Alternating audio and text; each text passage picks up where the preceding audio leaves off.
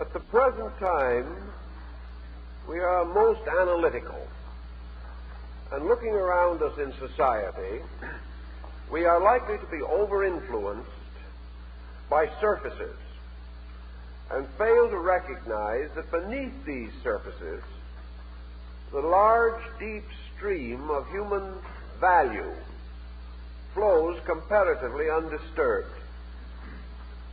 Just as the individual may be perturbed by some incident that occurs, yet after the passing of this incident returns to his own more normal standard of values. The same is true with the world. And perhaps there is nothing, no subject, that gives us greater insight into the values which man holds to be important and real than the folklore or fairy tale or legend. First of all, these legends and fables, stories, are of great antiquity. They do not relate to the passing moods of times. They come up to us from a depth. Therefore, they give us a means of measuring depth. And this is of constant value and of continuous inspiration to us, because depth is always richer than we are inclined to suspect. As we go through the fairy tale and legend value in literature, we not only find the universality of certain essential plots, so that we can trace the plots of the Brothers Grimm or Hans Christian Andersen back through nearly all of the cultural life of our race. We find that the primitive Egyptian, the ancient Chinese, the old Hindu, all of these peoples enriched their culture with mythological accounts, legends, and folklore.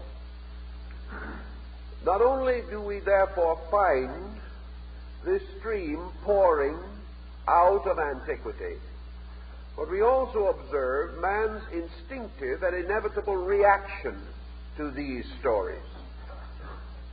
Actually, man will not preserve, sustain, or remember long that which he cannot associate with his own psychic life. If, therefore, he comes upon some account that is invalid as far as he is concerned, he will neither perpetuate it nor regard it with favor. From these basic points, it appears then that the continual affection that we bestow upon ancient legendary and the continuation that we have made of the essential formulas in modern literature, particularly fiction, these indicate our natural tendency. For example, in modern motion pictures, we know that all things being considered equal, the audience will require a happy ending. It will require some conclusion that is acceptable. And where we have a strong departure from this, we have a dramatic experiment which depends for its survival upon certain other values, which we will also mention. But all in all, the simple human formula is still the most successful in theater, in literature, and in motion picture and television. This again brings up the question, how did we gradually move from the familiar happy ending of past ages to the rather dismal realism which we like to feel represents the thinking of today?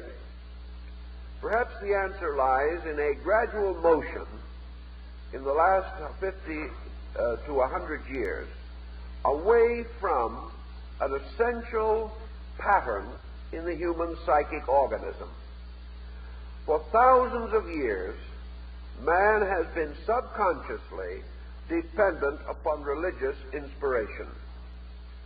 In emergency, the tremendous structure of the world's religious tradition comes to the assistance of the harassed or disturbed person. And during those long centuries in which our legendary and folklore developed, it developed in an atmosphere of essential devotion. The individual was primarily dependent upon spiritual value for his personal orientation. Spiritual value essentially stated the victory of good over evil, the victory of faith over fear, and that the virtues practiced in daily living must inevitably, in the end, have their due reward, whether in this world or in a better world beyond. Thus, essentially, through this whole long period of more than 5,000 years of recorded history, man's great refuge was his faith, was his sincere belief in the reality of a universal good, the reality of a benign, paternal, or parental force at the root of life. As the religious life of ancient man was considerably simpler than ours, there was very little creedal confusion. Until the Reformation, there was practically no general creedal confusion in Christendom that affected the life of the average person. There were various schisms within the body of the faith, but these were limited mostly to intellectual classes, minorities. The great body of religion moved serenely in the small town and in the village, where the people built their homes and gathered in the square facing the church. And here their lives were centered, polarized, around a strong concept of a benign world. Also, the average person at that time was not widely traveled, nor did he come in contact with intellectual stress. He lived simply, thought simply, and carried the daily burden of life. Therefore, your fairy tale, your story, your legend of this nature nearly always builds around simple things, average persons, everyday situations, dramatizing to a degree that which was familiar to all, and which each person could intimately associate with his own personal daily experience. There gradually arose against what we might term the romance literature of the medieval world the rise of what we like to think of today as the humanistic literature. Perhaps the most powerful instrument, as from a literary standpoint, to point up man's disillusionment was the Spanish story by Cervantes of Don Quixote de la Mancha. Here we have this old knight living, dreaming, existing in a world of fable, discovering through a series of experiences that his dream world had no existence, that he was really a madman trying to restore a kind of life that had long departed from among us. After the story of Don Quixote, the increasing pressure of material things began to influence man's subconscious life. He began to develop the plot without the happy ending. And to the degree that religion in him was weakened by the pressure of externals, and he was subjected more and more to the pressures of material disillusionments, losing his simple, abiding, internal availability of faith, As this process gradually developed in society, we observed the definite change in the so-called romance story. We see the individual accepting more and more the tragic ending. He could not accept this and would not accept it did he not experience it. The tremendous pressures that developed after the Reformation in Europe, the 100 Years' War, all of these situations, the French Revolution, the Napoleonic Wars, and finally the drift toward the scientific approach to life, these began to make inroads into the psychological life of the individual. We may say, however, that nearly all of these inroads, as the term suggests, constituted pressures from the outside. The individual, by nature an optimist, by nature addicted to idealism, began to experience more and more the physical frustration of his own ideals. He began to see or realize that he was living in a society which, as it involved greater complexity, began to lose its essential landmarks. Man was no longer able to observe around him the happy ending. He was no longer able to dominate the confusion of his environment. And this, of course, represents our state today, in which the individual becomes more and more of the conviction of his own helplessness, his inability to steer the ship of his own destiny, his increasing recognition, or at least assumption, that he is the victim of the world in which he lives. Thus, a new kind of realism imposes itself upon idealism. Idealism is pushed backward. Man still knows that it is essentially right. Man is still inwardly convinced that the way of good is the good way. Yet he is unable to demonstrate this through experiences in daily conduct. His neighbors are no longer friendly. He can no longer trust his associates. He wants to trust them, but he finds increasing difficulty. And most desperate of all, of course, he finds that he can no longer trust himself. He is no longer able to feel, as he retires for the night with simple prayer, that he has lived a good day, that he has done the things that he should do, that he has made some valid contribution to the happiness or security or well-being of those around him. These consolations, these natural rewards, are less and less obvious to him. Under such conditions, it is inevitable that conflict should arise in his own nature. And under the pressure of this conflict, that he should gradually take the attitude that the fairy story, the legend, and the good fable belong to children who have not as yet experienced the pressure of so-called maturity. Yet at the same time, whenever we dramatize or make a motion picture of some old fairy story, the adult audience is larger than the child audience. We all want to believe it. We all want to see good victorious. We want to see evil discomfited.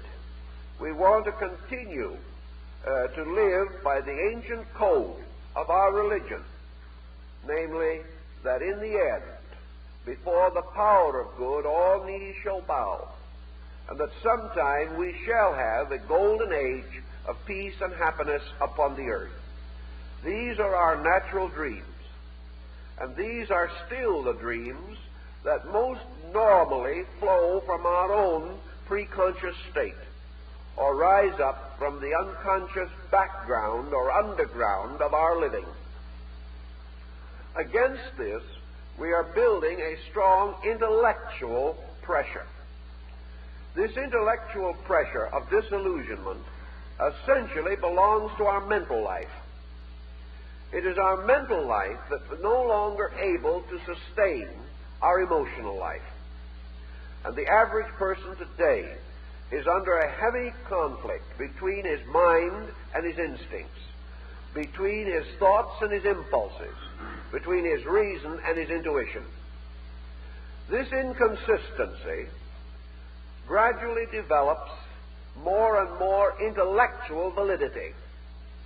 We are able to see every day proof of the tyranny of circumstances over persons. Yet we are rather reluctant to accept this proof. We question it. We want to doubt it. We want to try, if possible, to continue to hold the child dream, or preserve what the Chinese philosopher Mencius called the child heart. The child heart we have discovered in our daily living to be a tremendous source of strength, whereas this intellectual doubt that rises within us is not a source of strength. It is a source of division. It is a source of weakness. It takes from us the power of personal incentive. It makes us weary, fatigues us, and by disillusionment deprives us of our vitality. We therefore observe that idealism is vital, dynamic, whereas what we term realism is not vital, and it is static. It weakens and does not strengthen. It impoverishes and does not enrich. So we are struggling in ourselves against what appears to be the fact of materialism and the illusion of ideality. Yet man, because actually his various springboards, his motivations do come essentially from inside, refuses to completely give up or completely deny that which inwardly he knows to be necessary and good. Perhaps this is the reason why all great cycles of materialism, as recorded in history, have ended in the restoration of idealism. There is something stronger than the reasoning faculties, and this something is man's intuitive perception of good, his unwillingness to reject a beautiful reality as he knows it inwardly to be for a less beautiful and less inspiring factuality as he sees around him in life. Thus we see the gradual shift. Intellectually, man is prepared to cope with tragedy. Internally, emotionally, he prefers to function on the level of romantic story. As a result, however, of the rise of a powerful intellectualism, which now more or less dominates social motion, we have the so-called philosophy of disillusionment. This philosophy is intellectually sustainable. Yet even as we sustain it, it injures us. Even as we affirm it, we prove ourselves to be impoverished by it. Consequently, it cannot become the dominant reality for us. If, therefore, we look around us in art, in music, and in all the various cultures that we now maintain, and we observe this gradual drifting towards intellectual materialism, we see it with misgiving. We do not joyously go forth to meet it. And each generation, watching the future, becomes a little anxious, a little disturbed by this drift away from value, because upon our idealism is suspended, or from it is suspended, our entire ethical and cultural life. If our idealism should be actually undermined, should be positively disturbed, then nearly everything that is important to us, it will be adversely affected. Considering the materialistic or realistic approach, observing its works, and particularly noting its lack of perspective into the future, we have become anxious lest something of this nature take over, depriving us of much and giving us little, taking much more than it can give, because it has so little to offer above the level of creature comfort, which the individual has long recognized to be insufficient. Thus, the story of our folklore and legendary reveals our firm foundation upon idealism, and that this idealism is still so strong in us as a group, as a collective body, that we still rejoice in this type of literature, select it, perpetuate it, and still regard it as a rich heritage, and continually attempt to use it in the education and unfoldment of the child mind of the generation. The children naturally are inclined to this type of romantic literature, has also been observed, and that it is the conflict between this romantic literature and so-called factuality that has led the modern psychologist to recommend that children no longer be given this material. It is simply because the ideal brings them into such violent conflict with the factual. The psychologist, the educator, the minister, these individuals do not say that these stories are wrong. They do not say that the moral of the fairy tale is bad. They tell us, however, that the effect of an idealistic literature upon the minds of individuals who are not going to live in that kind of a world may prove to be dangerous. Now, why do we not live in the kind of a world in which idealism can have some fair and proper degree of expression? That is a large question. But man is concerned today more with adjusting with circumstances than he is altering the shape of circumstances. Rather than to attempt through a united effort to build something of a more positive nature, he is content to continue this program of compromise with negation. What perhaps neither the psychologist nor the educator realizes is the tremendous availability of idealism if it was cultivated, directed, made available to the average life of the person. If he had any opportunity, any chance, any means, the average person would shift his foundations onto an ideological basis. It is that he is afraid to do so, or has been educated out of the desirability of doing so. Out of the 2.5 billion human beings that now populate this earth, actually it is doubtful if 1% is devoutly materialistic.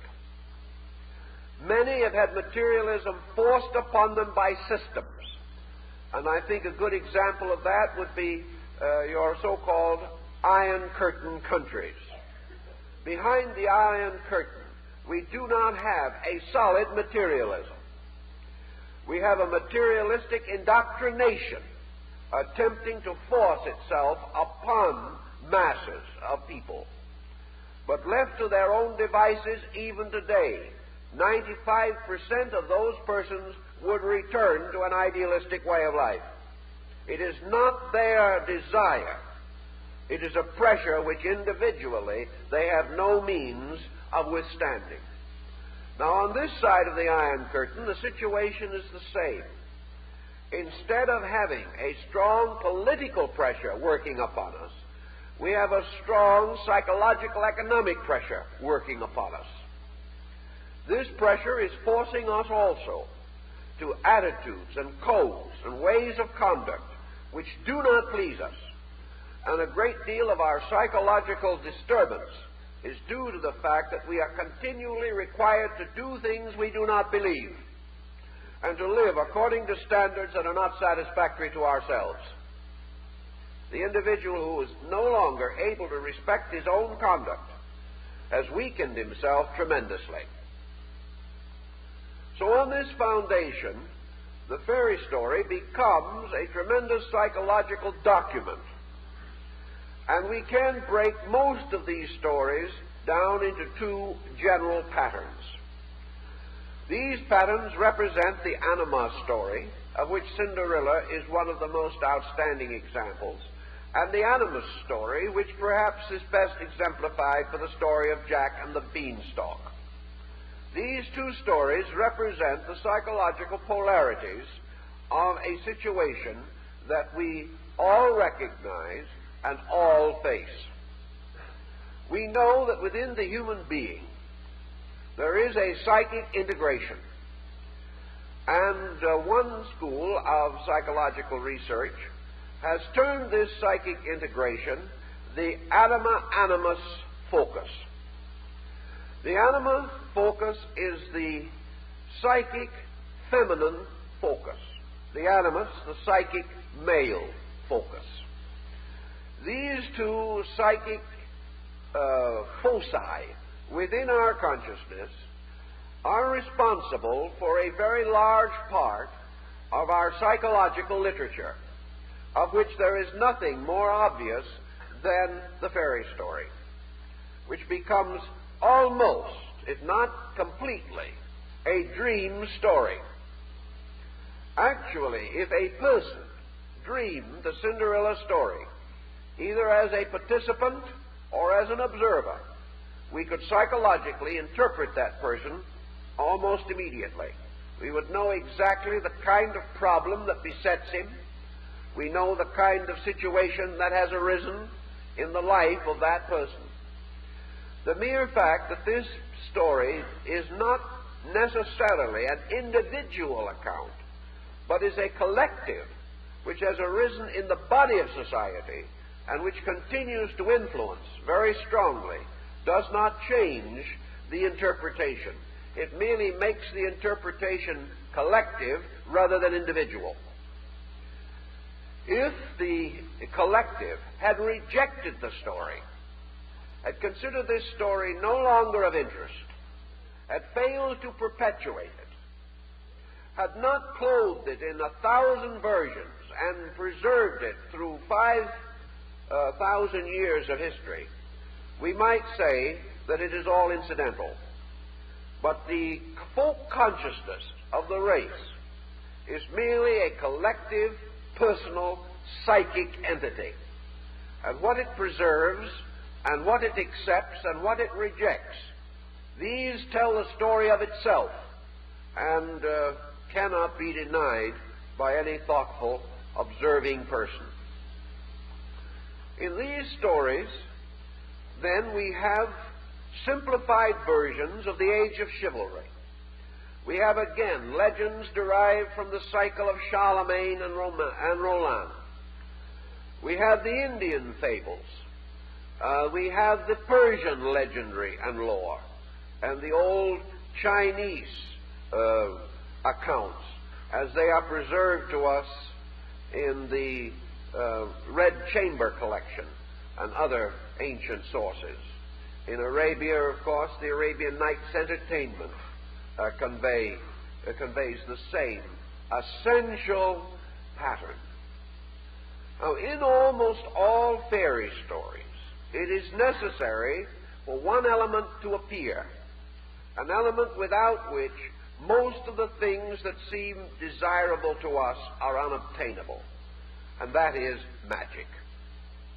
A fairy story must nearly always involve some form of supernatural agency, a supernatural intervention.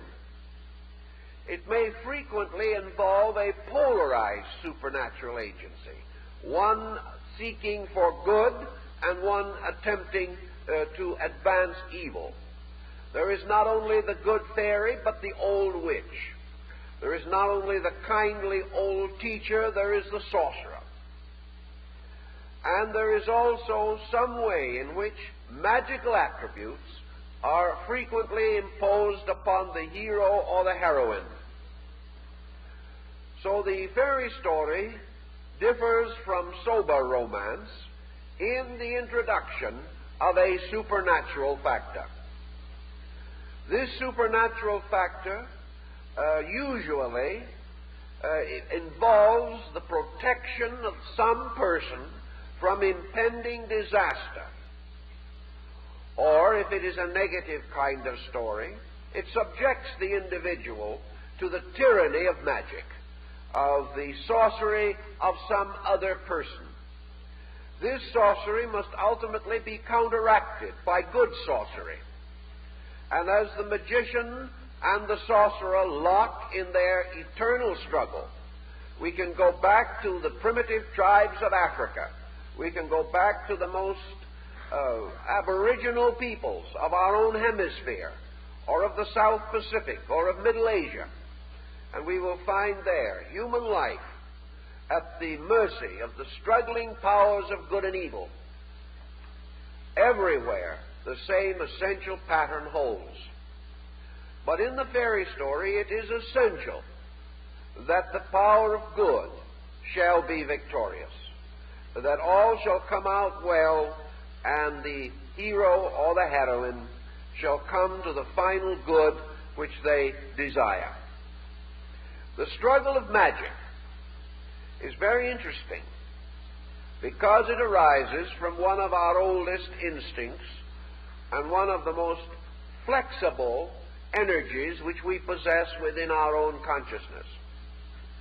Paracelsus was quite true when he pointed out that the great agent of magic is imagination. Imagination is available to all of us.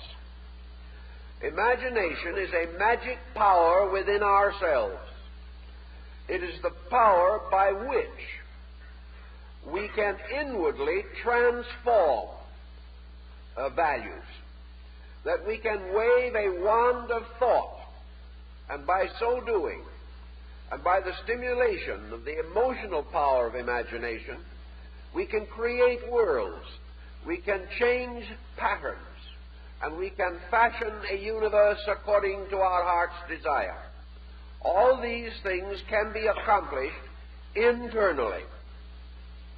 So imagination is the ever-available agent of magic. Imagination, it makes possible to us not only this transformation within ourselves, but also, through its extension into society, many forms of progress, growth, the improvement of things. For actually, all growth, all improvement on the level of consciousness, or in the example of conscious beings, depends upon a certain internal imagery by which something desirable is first envisioned and then gradually brought to reality through art and science. So our magic factor is the power of the dream in ourselves. Primitive man knew this, and he also suddenly came to realize that imagination was more than merely a magic of internal frustration or the creation of an internal life. Imagination had something to do with facts. There was something about imagination that could change mice into horses and pumpkins into royal coaches.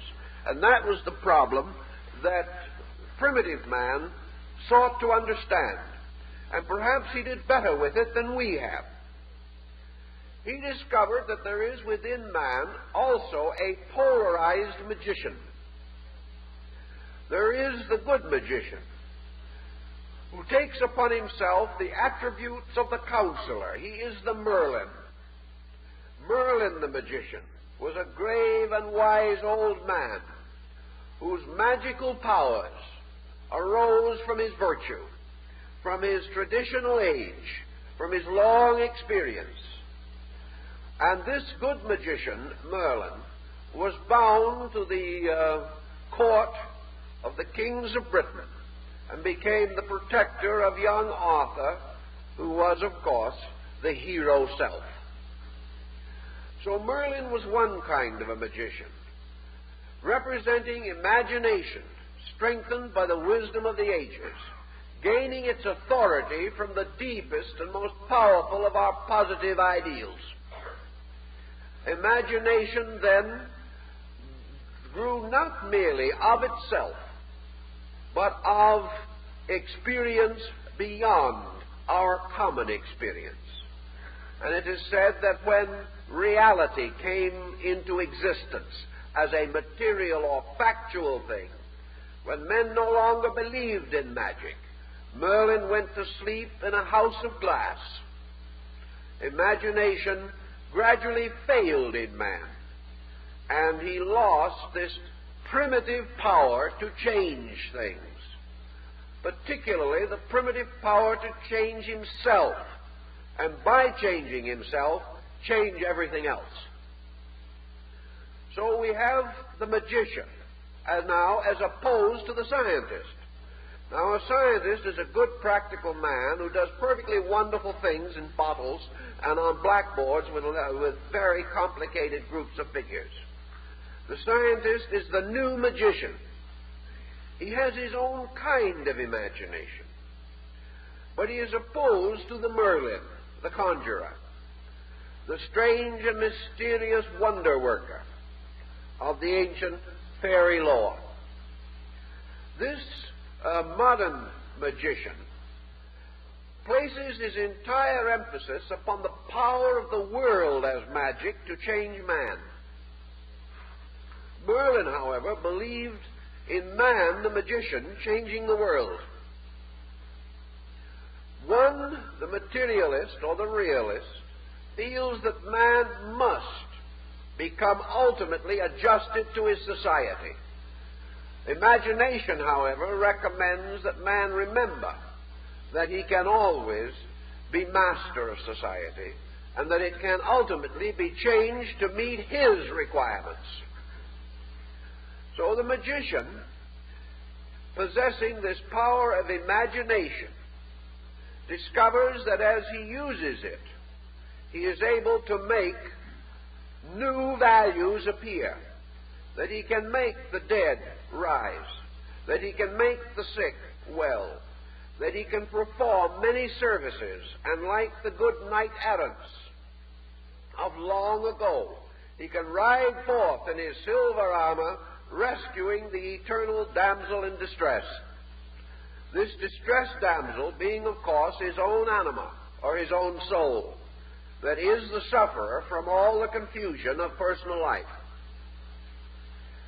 The power of imagination is not only its fantastic factor, but the fact that perhaps through imagination more than in any other way, man is able to experience truth. The things that man imagines may be more real than the products of his intellectual procedures. If he imagines beauty, he is nearer to the truth than when he rationalizes deformity. When he recognizes the power of good or the power of self over circumstance, he is nearer to the truth than when he recognizes evil and the power of circumstances over him. Yet imagination can become morbid, and under the morbid imagining, all good things can be destroyed. And the evil magician, recognized under such fabulous forms as Klingsor in the legend of Parsifal, thereby becomes the perverter, the misuser of the creative power of imagery. Negative imagination can take a world and make it all bad. Negative imagination can fill us with doubts and surround us with suspicions. Negative imagination can make everything seem to be terrible. And negative imagination can cause us to be continually the victim of evil or of conditions which perhaps have no existence apart from imagination. Yet if held in imagination long enough, will make such deformity in our own character that we will bring upon ourselves the very things that we have previously invented. Thus, negative imagination becomes a power of evil, and is the black magician, the sorcerer, the necromancer, the one who deals with the dead, and whose machinations are found in spells written upon the road or drawn upon the earth at crossroads by an old cemetery. All these things are also psychological. And today we are beginning to recognize that our own lives depend very largely upon the discrimination we use, the energy we apply, and the devout idealism with which we direct our own imaginative powers. The old Hindu classic has a term which covers the thinking rather well, namely that nothing is either good nor bad, but thinking makes it so. Therefore, thinking perhaps becomes our magician, our black magician, whereas dreaming and hoping becomes our white magician, the power which is continually striving after good, striving after the realization of that which is beautiful and true. Now, it seems to us, of course, that it would be quite impossible for us to wave a wand and cause a mango tree to grow, or cause a boy to climb up a rope and disappear in the air. Yet whether we know it or not, our own magic is far more powerful and far more immediate and far more frequently applied than in the case of these so-called illusions of conjuring. Actually, our own imagination can take a perfectly good life and wreck it. Our own imagination can take a useful situation and destroy it. Our own imagination can not only destroy our peace of mind, but destroy our sanity. It can take us and twist us into such incongruous and incredible situations that it is relatively impossible for us to extricate ourselves. And yet beneath all of this tangled confusion and disorder, there may be a comparative absence of facts. We all live in a magic world. And the power of this magic depends very largely upon what pressure we are responding to. Whether we are accepting the ancient traditional pattern of the beautiful legend, or whether we have become so indoctrinated with realistic literature that we are predisposed to believe that the unhappy ending is inevitably necessary. These things are of believing, not of the fact. And all magic is of believing. And no human being is without beliefs. And the most devout of all believers may be the unbeliever, who has come to a dynamic state of negative acceptances. These things always appear in your folklore. For man discovered long ago that there was another world, a world that is available to him through daydreams, through imagination, and through the devout integration of himself around some principle which, perhaps not obviously demonstrable, is still necessary to his own security. The individual who has lost his dream has lost all. And it is his duty to restore his dream if he wishes to restore a proper, balanced way of life. Here, then, is another element of our fairy tale. Now, in the case of Cinderella, we do have, of course, another factor that applies and appeals strongly to human nature. There is in each of us a curious sense of loneliness, of isolation. There is a tremendous frustration relating to value.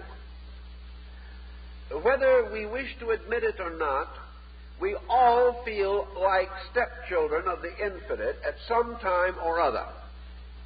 Perhaps we are not this way continuously, but when problems arise, we nearly always visualize ourselves as victims.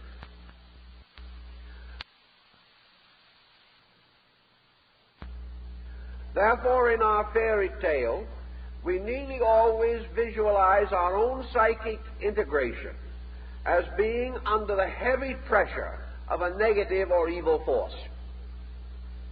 The individual is quite convinced of many things in this life, and among these things is the belief that he is in some way at a disadvantage, that the work he is doing is not the work that he is suited for, that the estimation of other people about him is not correct. He is misunderstood, he is undervalued, he is overworked, and he is just plain victim. Now, this goes for nearly everyone in some level of thinking. Even those who try to hold a strong psychic idealistic imagery believe that they are in some way victims of injustice. Man is the eternal victim. He is always in a position of disadvantage. This goes back to the primitive fact that man is unable to estimate the true relation of the world in which he lives, unable to dominate the vast environmental forces around him, always regards himself with a profound streak of inferiority. Even a superiority complex is merely a desperate defense against personal insecurity. So the individual cannot but feel within himself that providence, fate, accident, incident, circumstance, that these things are working against him to produce a common disaster, and that this disaster itself is a word which means evil star, disaster, and simply indicates that he was born at the wrong time and under unfavorable conditions. Out of all of this, we also, of course, realize the human being's inevitable determination not to admit responsibility for these things. He cannot assume completely the burden of self-directive. One of the reasons that he takes this attitude is also subconscious. Namely, the individual does not feel that he should be held responsible for situations which he does not understand and about which he does not seem to possess the power of direction or control. Under these circumstances, it is evident that his condition remains impossible or comparatively helpless without intervention or without intercession. And here in the fairy story comes the power of the miracle to break the pattern of human expectancy. There is no way in which these problems can be solved on a level. The only way in which they can be solved is by the introduction of some kind of a miraculous or a causal factor. The individual must be saved from this dilemma. He cannot save himself. He is helpless. Like poor little Cinderella, he has nowhere to turn. No one loves him anymore. And he is under the tyranny of a cruel stepmother and her ambitious daughters. She or the soul cannot break this bondage. Something must happen to redeem it, release it, give it opportunity, and to break this pattern. And in a way to prove what the individual affirms, namely, that his own psychic life as Cinderella is a noble life, a pure life, a beautiful life. There's nothing wrong with it. It is the victim of other people. And in order to be released, something has to happen. And the individual does not know how it is going to happen or what is going to happen. And in this emergency, which, like Mark Twain's famous unfinished story, never seems to come to an end, the only power that man has conceived of is divine intercession. Through prayer, through contrition, through patience, through the practice of the virtues, through being continuously good, though continually afflicted, the individual earns or merits a better destiny. And this destiny must come, or else the entire system of idealism involved in the fairy story is a snare and an illusion. There is also this problem that we cannot completely ignore, namely that man's faith in the happy ending must have some ground. If man's belief that things would come out well was never fulfilled, or fulfilled so rarely and so scarcely that it made no pattern in society, your good-ending fairy story could not survive. So we come to another dimension that is frequently overlooked, and that is that the individual who can actually and fairly and honestly affirm that he has lived like the hero or heroine of the fairy story, been good to those that despitefully used him, forgiven his enemies, been patient under adversity, and most of all remained indomitable in hope, certain in faith, and persistent in charity, to that individual some good ending must come. Well, these procedures may be universal, but the good ending is always individual. And the majority of persons who have lived by these codes have found a good ending, and that is why the story lives. Now, this good ending is private, personal. It may never find a place in history. It does not involve great changes in society. But it does mean that this individual has lived a constructive life and died with a good hope. And this preserves or keeps the pattern of the fairy story intact. Exceptions, therefore, when examined, nearly always indicate that the leading character was not as much of a hero or a heroine as the situation required. So the happy ending lives because persons have seen it, have known it, not as vast social motions, but as private conduct leading to the simple and natural admiration of neighbors and associates, strengthening family ties, and gradually bringing this person into a reasonable degree of security. And wherever this security is not present, the factors necessary for the happy ending have not been duly practiced. Now, we may say that such due practice involves other people, and we would love to hope that it does. And in many cases it may. But the happy ending depends primarily upon the power of the good fairy or magic within ourselves. The happy ending is best assured and most directly contrived by the individual continuing to practice the power that is given to him by this fairy spirit within himself that has the power of transforming and transmuting adversity through constructive mental, emotional interpretation. And when we get all these factors together, we find that the person who has kept a happy spirit will have available to them this tremendous, needed, creative imagery. And if it has been lost, it can be regained. And by regaining it, we restore the desired state of affairs. In the anima image, we have, of course, the feminine polarization of man's psychic life. And somewhere in the background of things, we have to realize that the androgyne psychic nature must be reconciled, must be brought together and restored or reunited. One of the points that is made in fairy stories by moderns, who have sometimes even attempted to rewrite them, is that the story ends too soon.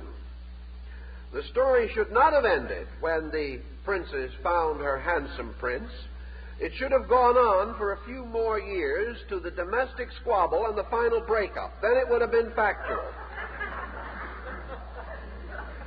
We don't like to assume that after this wonderful romantic episode, anything could follow different from our own too frequent experience.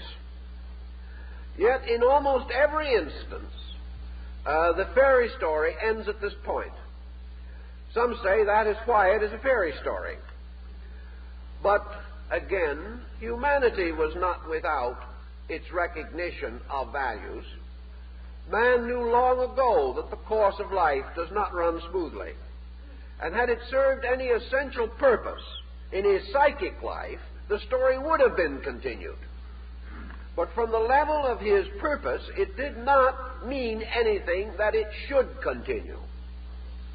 Because the thing that was being emphasized was not the perpetuation of society. The thing that was being emphasized was the ultimate union of the anima animus, or the polarized soul power of man. And once that is united, there can be no divorce and no unhappy ending. Because all unhappy endings here are due to the disunity of these factors.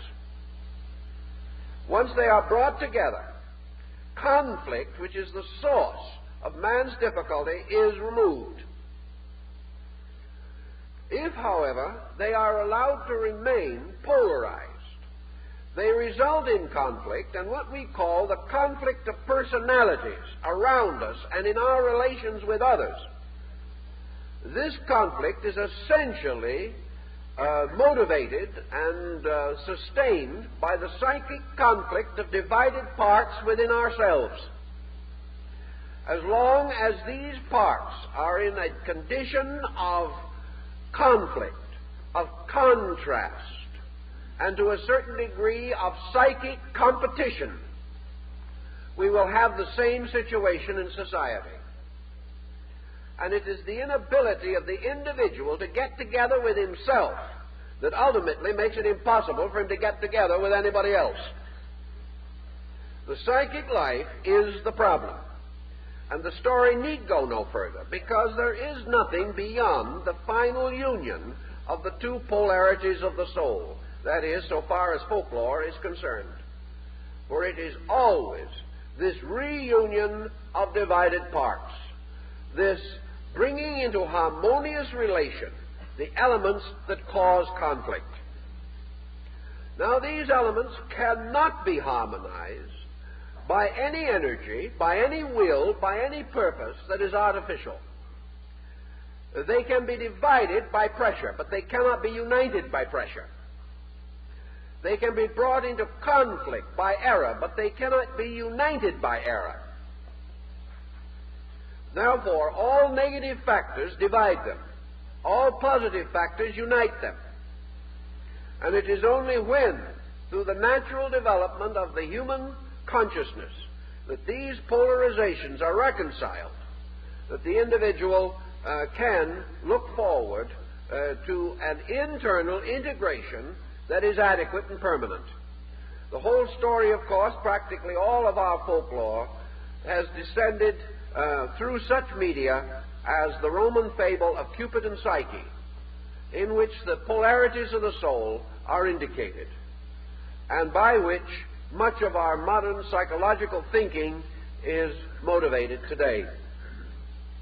So now we have a situation that is universal. We have poor little Cinderella, who is suffering from the tyrannies of an evil stepmother. The stepmother is not essentially evil in any way in which you can literally put your finger on it. She is simply self-centered and concerned with the advantages for her own children. The stepmother then becomes a symbol of many things. Perhaps it is a form of the so-called foster mother, not the true mother, because the true mother is an image. The true mother is a psychic image within the being, and the true mother must be benevolent. Consequently, let us assume now that there is a conflict between the mother image in the human soul and the parent mother on earth.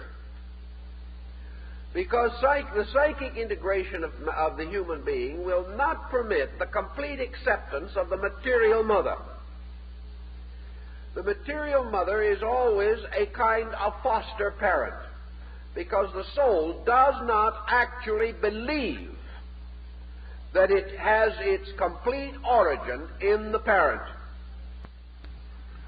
A very large number of children claim throughout life, and upon psychological conditioning later, reaffirm that they were locked from infancy, that they were never able to get through to parent, although they might have desperately wished to do so. One of the intervals, of course, is age interval. It is impossible for the parent to share any longer the vital problem of the small child. It must look down upon this problem, look back upon it, or reinterpret it in terms of more mature living of its own. This forms no bridge between the parent and the child, and is perhaps one of the reasons why it has been proven that early marriages and early children have a little better chance, because the parent has not yet become so completely removed from its own childhood. In any event, we have either the symbol of the stepmother, or we have the symbol of the child who is unable to get through to the world around it, to its environment, to any other thing but itself. And in psychological interpretation or imagery, the step-parent becomes symbolic of the unreceptive person that is close to the child, the one who does not understand, the one who does not help or cooperate or appreciate, the one who criticizes unjustly, punishes unfairly, and is not available in emergency or need. Such a person breaks with the mother image.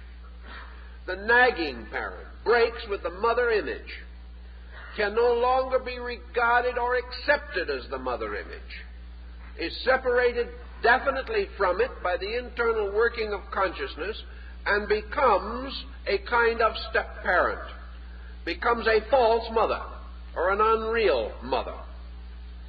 And the child, where this lack of closeness develops, prefers to build a mother image within itself by magic. And this mother image then becomes symbolical of the true parent and becomes the measure of the other parent, usually an unfavorable scale of measurement.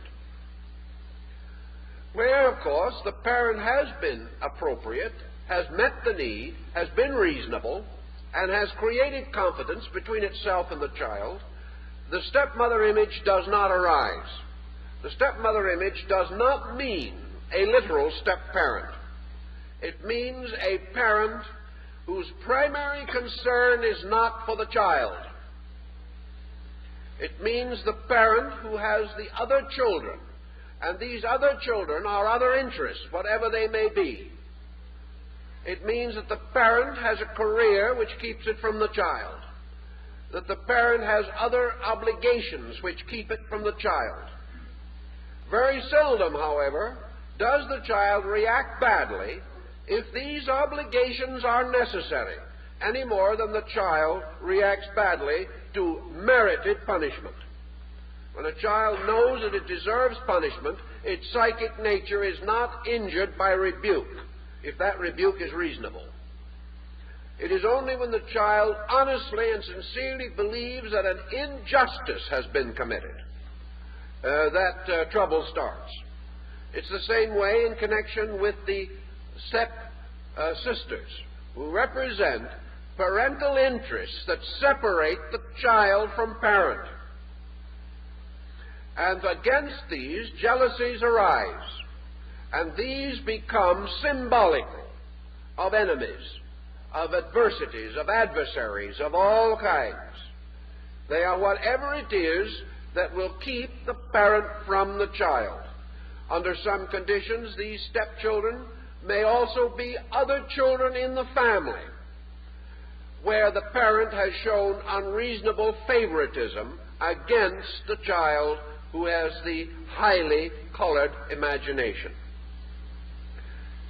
Seeking for redress, comparing the world with the image.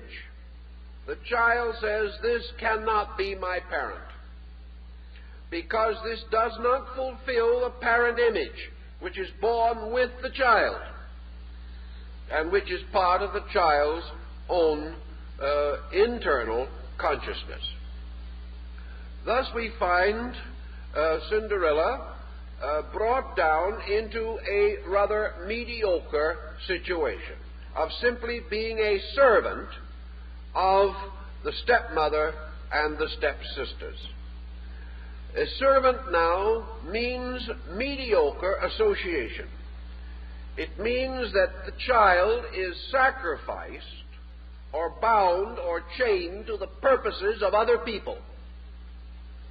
And wherever the psychic integration recognizes, therefore, that it is imposed upon, that it is exploited, that it is sacrificed to other purposes, the identity of family, the unity of the relationship between the child and parent, these things are disrupted.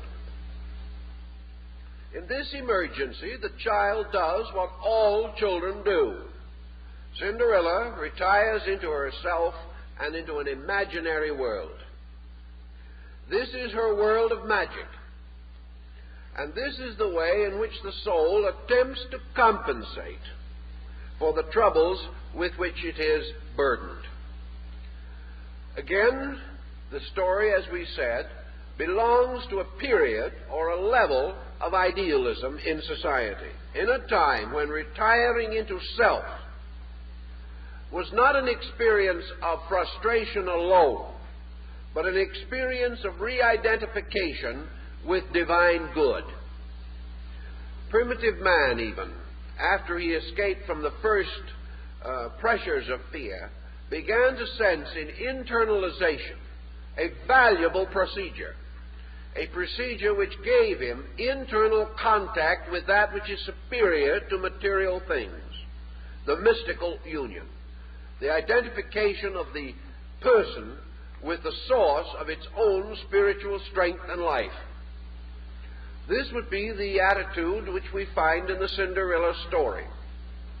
We find the psychic entity, in this case the anima, searching for new outlets and finding them through introspection, through the recreation of its own internal sense of values, the building of an inner life.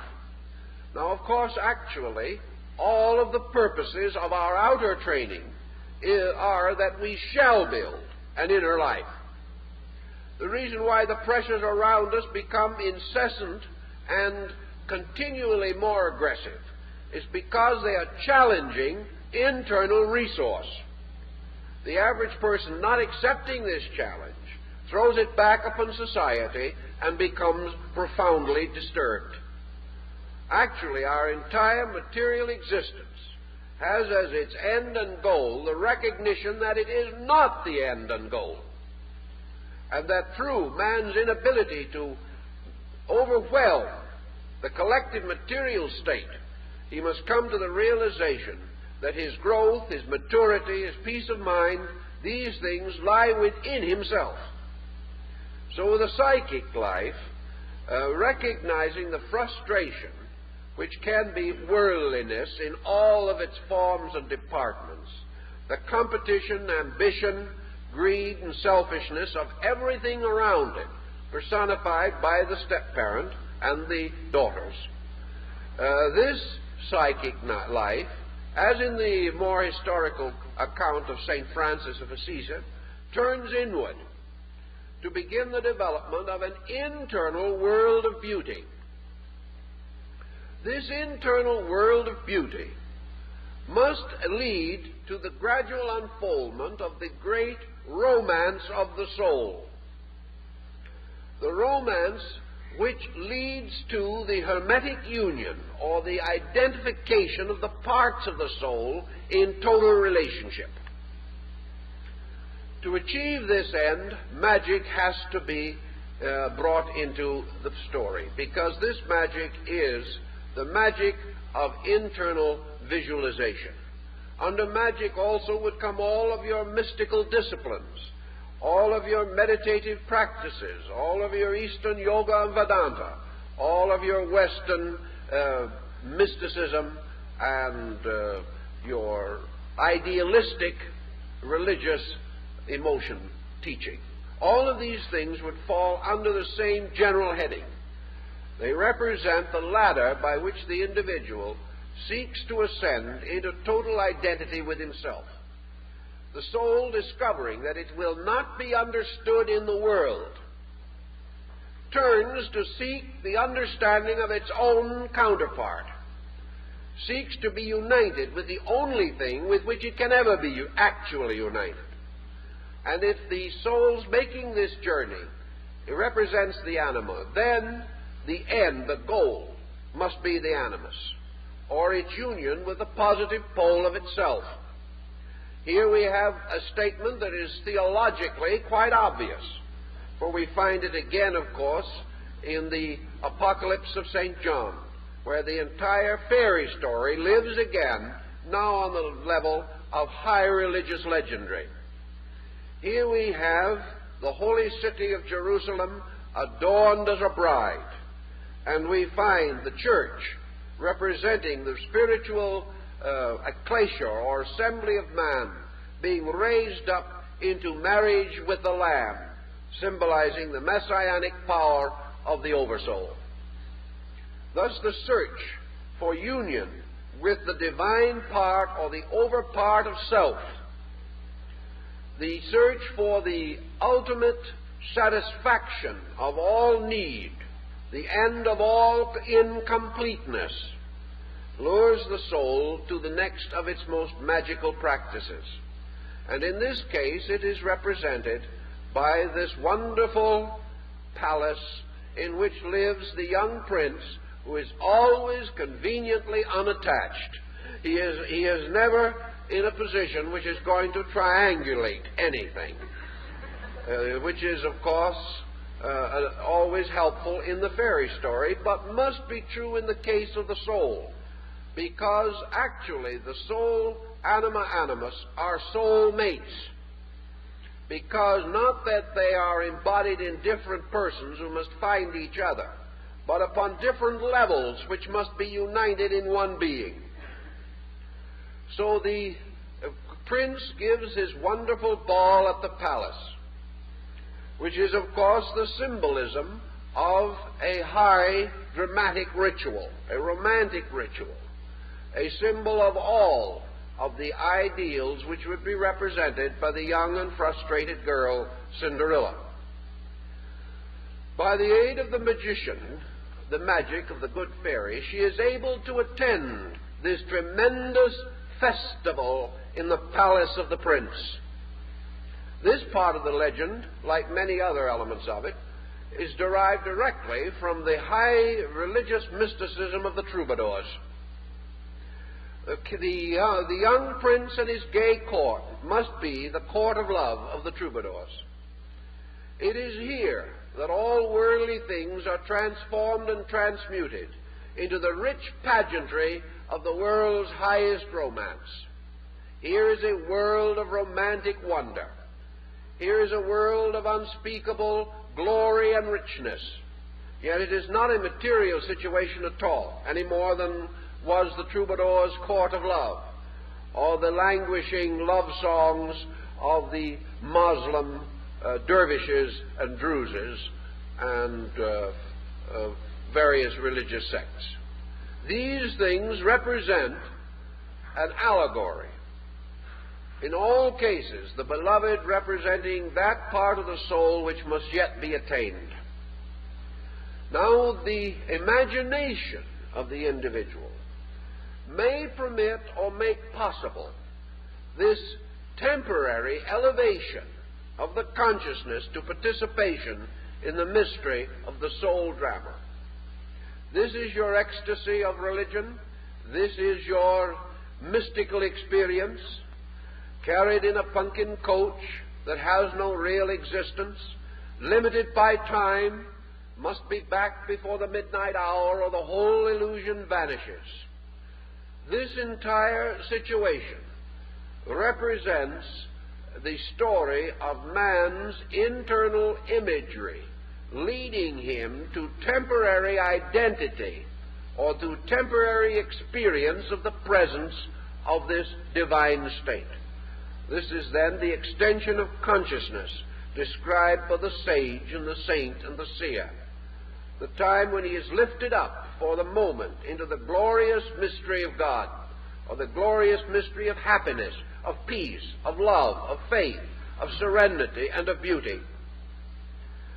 As a result of the peculiar pact of magic itself, however, imagination cannot accomplish the final end.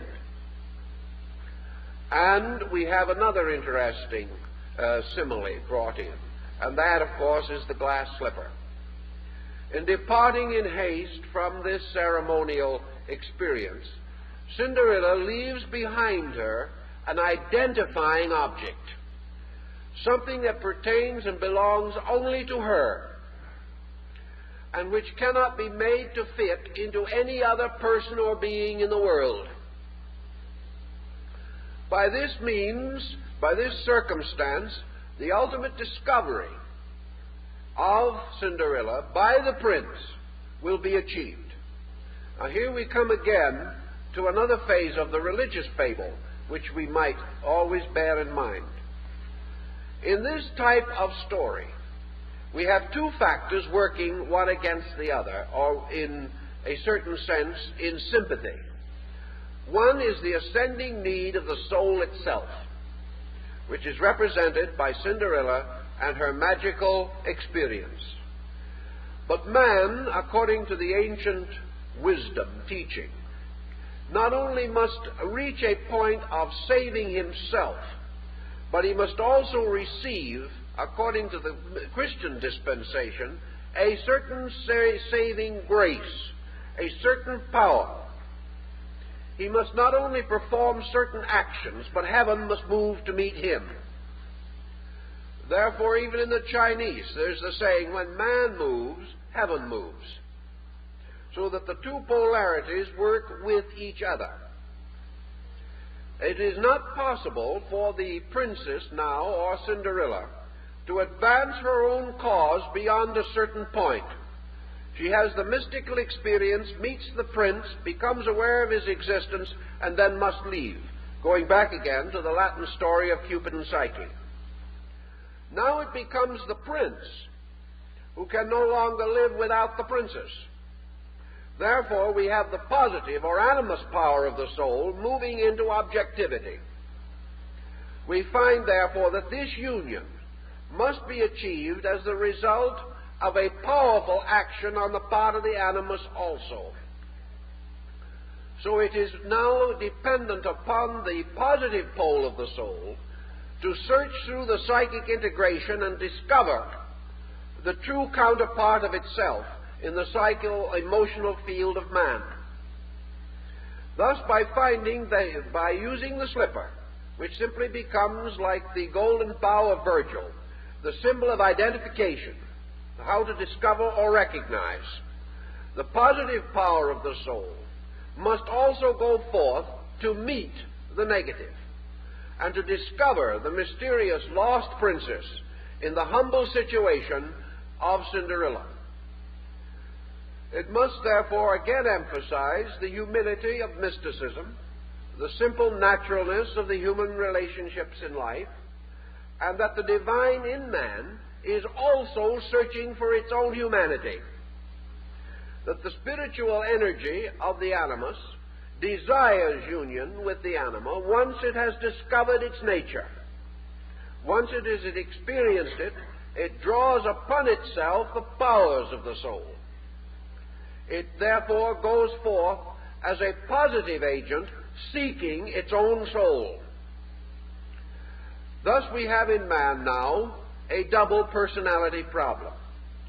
We have man instinctively, as Cinderella, dreaming of release, not daring to hope for what was going to happen, but by magic being brought into this magnificent circumstance.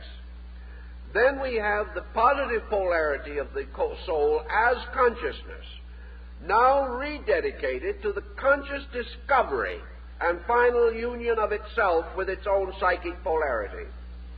Thus we have the two great purposes which dominate life.